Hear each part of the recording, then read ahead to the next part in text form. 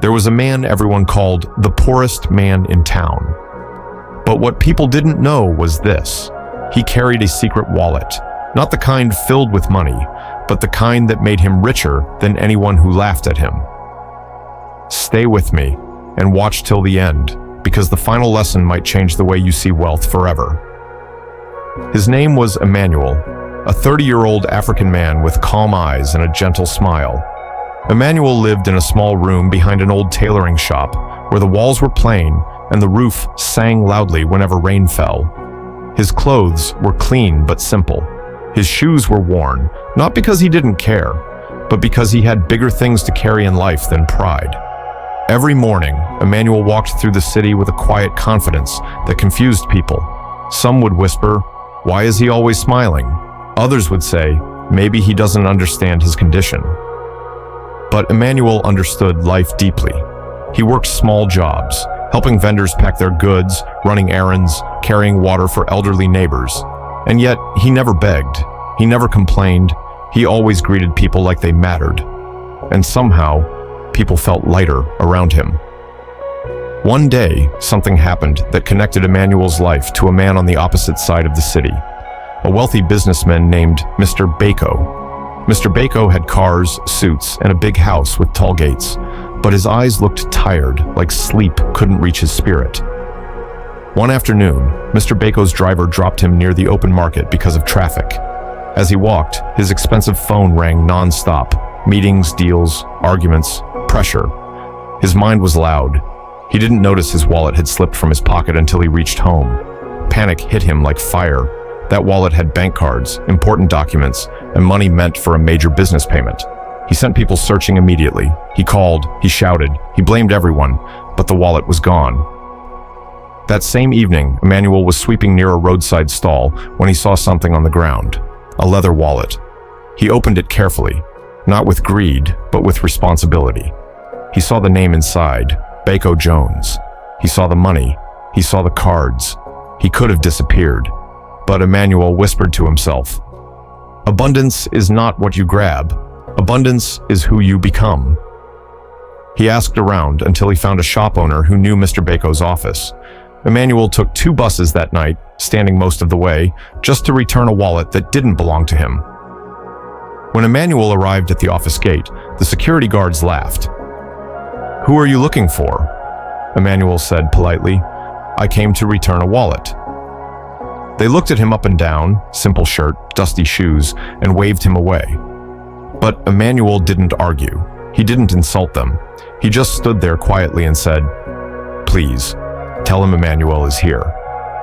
When Mr. Bako finally came out, he froze, because the poor man at the gate held out the wallet gently, like it was something sacred. Mr. Bako grabbed it, opened it, and confirmed everything was inside. He stared at Emmanuel and asked, shocked, "Why didn't you take anything?" Emmanuel smiled and said, "Because I have something more valuable than what's inside that wallet." Mr. Bako narrowed his eyes. "And what is that?" Emmanuel tapped his chest lightly. "Peace." Mr. Bako laughed, not because it was funny, but because it hurt. "Peace?" he repeated, almost angry. "Do you know how hard it is to make money? Do you know what it takes to survive?" Emmanuel nodded slowly. "Yes, I know hunger. I know rejection.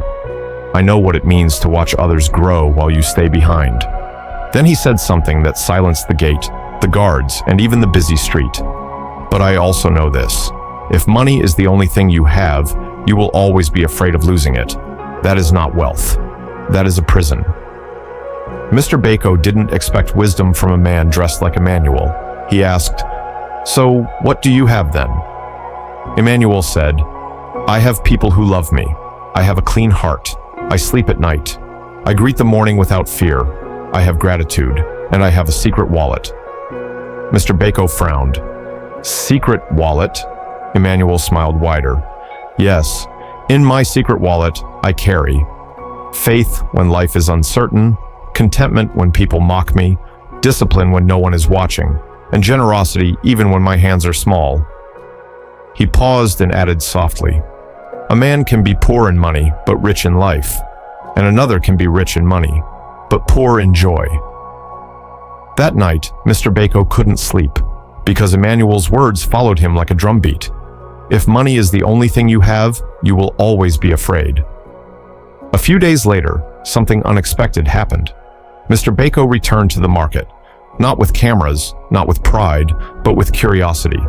He found Emmanuel helping an old woman carry her basket. Emmanuel wasn't performing kindness. He was simply living it.